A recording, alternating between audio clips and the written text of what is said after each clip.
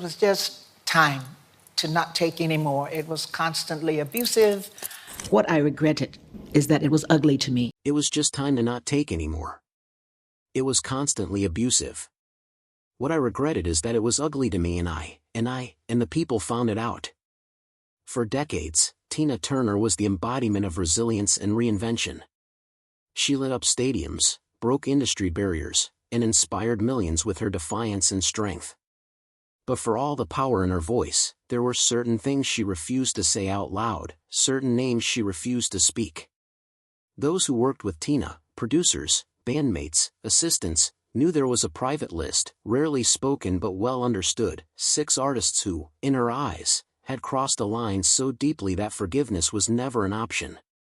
These were not mere rivalries or creative clashes. They were betrayals that left scars, both personal and professional.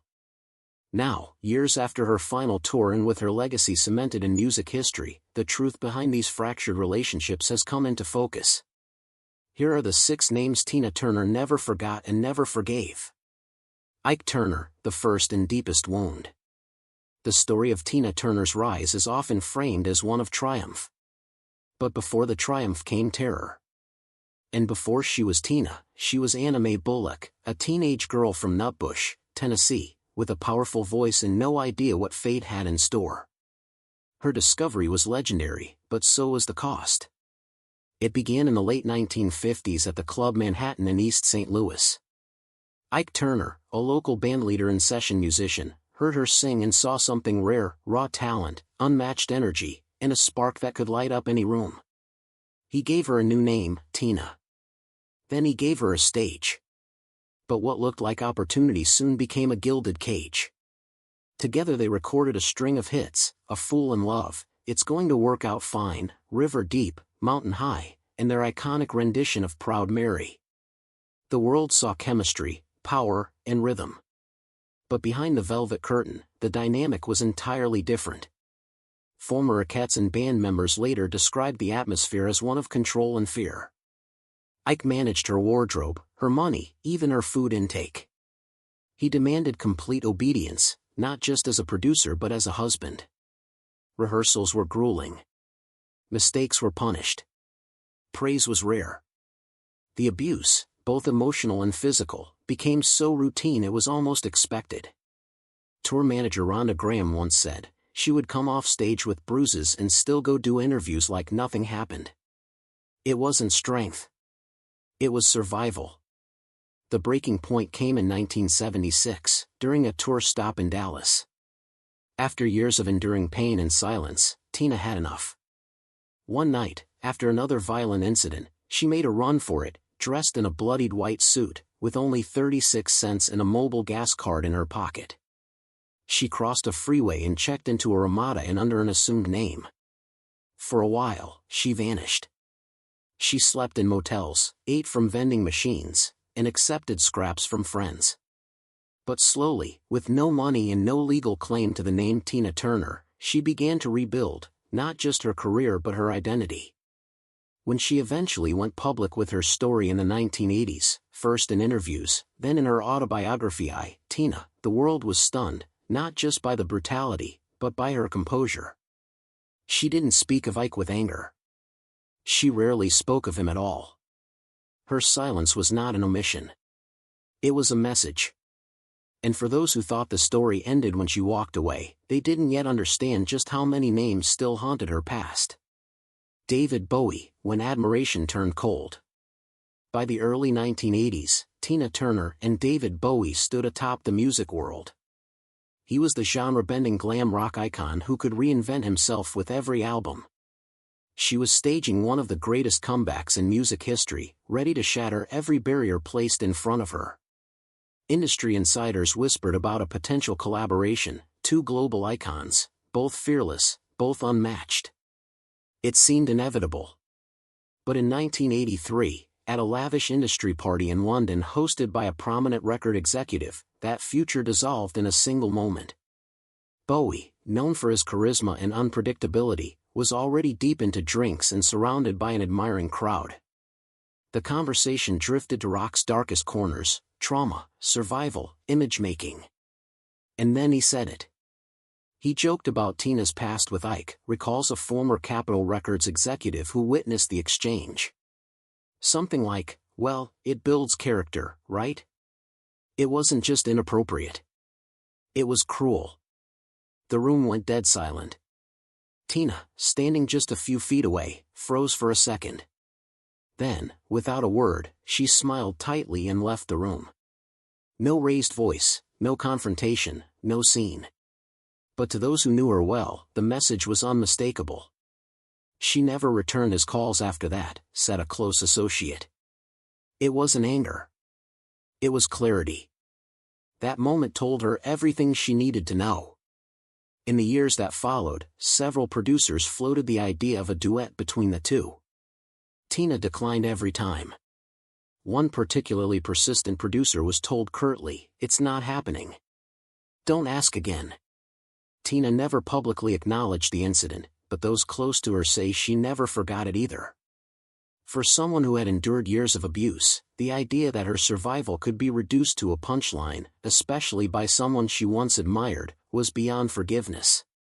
It was erasure. And while that wound cut deep, the next betrayal would strike even closer to the heart, because it didn't come from a rival or a colleague. It came from someone she once called a sister. Aretha Franklin, sisterhood that soured. In the realm of soul music, few names commanded more respect than Tina Turner and Aretha Franklin.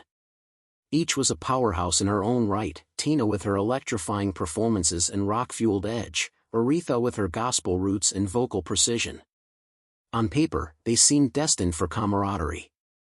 But behind the public smiles and mutual accolades, there existed a long-standing undercurrent of tension, one stoked by years of industry gossip and a media eager to crown only one queen. Their paths overlapped often. In the late 1960s and early 1970s, both women dominated radio airwaves, headlined major festivals, and redefined what female performers could be.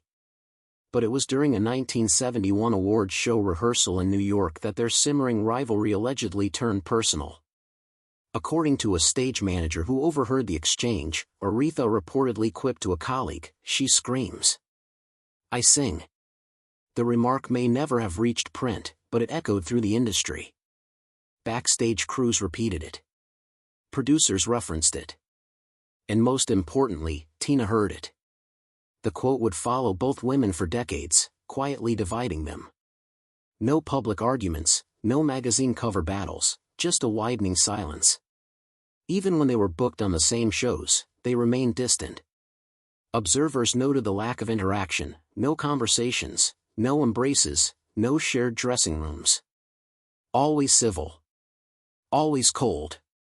In 1983, when producers floated a Grammy duet featuring both legends, Aretha agreed. Tina, without explanation, declined. Those closest to her understood. She didn't see the value in pretending to embrace someone who had once diminished her talent with a single sentence. Over the years, they crossed paths sparingly, a smile here, a nod there, but never more. When Aretha Franklin passed away in 2018, Tina issued a formal tribute recognizing her contribution to soul music. But she stopped short of calling her a friend, a sister, or even a peer. It was a respectful farewell with carefully measured distance. For Tina Turner, authenticity mattered. She believed in loyalty. And she believed that silence often spoke louder than confrontation. Aretha had crossed a personal line, and Tina responded not with retaliation, but with removal. And yet, the next wound on her list didn't come from a fellow legend. It came from a younger star who idolized her on stage, only to diminish her off it. Phil Spector, The Broken Promise.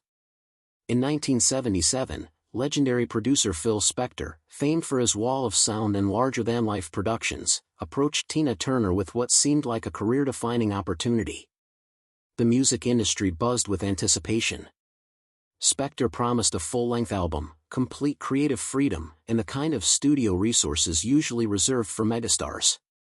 For Tina, who was carving out a new chapter post-Ike, the offer felt like both redemption and rebirth. Spector, never short on dramatic flair, reportedly told a journalist, "Tina Turner is the only female voice powerful enough to handle real rock and roll." It was a rare compliment from a notoriously difficult man. Rehearsals were scheduled. Demos were cut. A studio was booked in Los Angeles. Musicians were placed on standby. Everyone was ready. And then, nothing. No call. No explanation. Days turned into weeks. Tina's manager tried to follow up. No answer. Eventually, through whispers in the industry, it emerged that Spector had abruptly shifted gears and chosen to work with his ex-wife, Ronnie Spector, instead. No warning. No apology. Just silence. Tina, who had meticulously prepared for the sessions, adjusting her schedule, training her voice, building trust in the process, was blindsided. Those close to her said she felt more than disappointed. She felt discarded. She didn't rant or rage, recalled a sound engineer who worked with her during the demo phase. She just looked around the room and said, "That will never happen again." And she meant it. In later interviews, when asked about Spector, she barely responded, sometimes a curt nod, sometimes a shrug, but more often, nothing at all. It was clear that whatever bridge once existed had been reduced to ash. To Tina Turner, betrayal didn't always come with shouting matches or public fallouts. Sometimes it arrived quietly, wrapped in broken promises and deafening silence. But if Phil Spector had wounded her with absence, the next clash would come in full volume, and with someone whose presence was impossible to ignore. Elton John, Clash of Titans. By 1999, Tina Turner had conquered every corner of the stage. Elton John, too, was a global phenomenon, flamboyant, brilliant, and revered for his showmanship.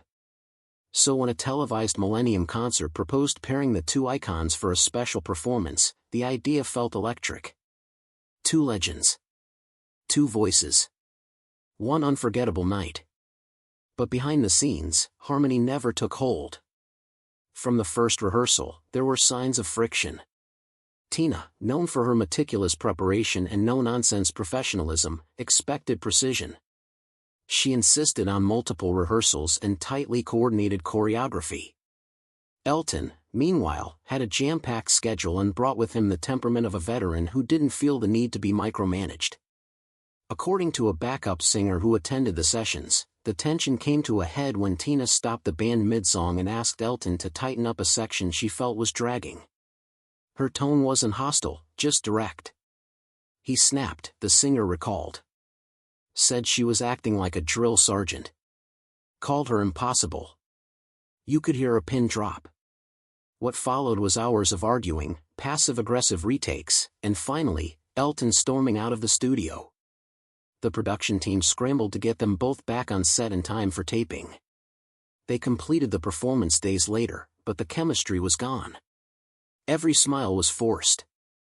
Every glance avoided, said a producer who worked on the show. Elton smiled for the cameras, but their eyes never met. It was all for show. Later, Elton would casually describe the collaboration as difficult during a radio interview, with a half-hearted chuckle. Tina, true to form, never responded publicly. But privately, she made her thoughts known. She called him brilliant but brittle, said a longtime friend. She respected his gift, but thought he let ego get in the way of greatness. To Tina, artistry wasn't about flash. It was about fire, focus, and integrity. If she chose not to share a stage again, it wasn't out of ego. It was self-preservation. And with Elton, the clash had been too loud, too sharp, and far too revealing to forget. Because while Tina Turner may have left the spotlight behind, she never forgot the names that lit the fuse behind the curtain, not out of spite, but out of survival. The cost of silence. Tina Turner's career was marked by comebacks, triumphs, and reinvention. But behind the stage lights and hit singles was a woman who endured betrayal, disrespect, and heartbreak, not just in her personal life, but in an industry that too often failed to protect its pioneers. These 6 artists weren't just footnotes in her journey.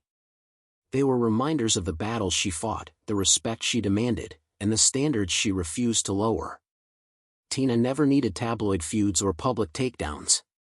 She made her statements in silence, in set lists, and in the absence of certain names from her collaborations and interviews. Because for Tina Turner, forgiveness was never automatic. It was earned. And when it wasn't, she didn't look back. Thank you for watching this video. We hope you found it interesting. Don't forget to like and subscribe, and we will see you next time.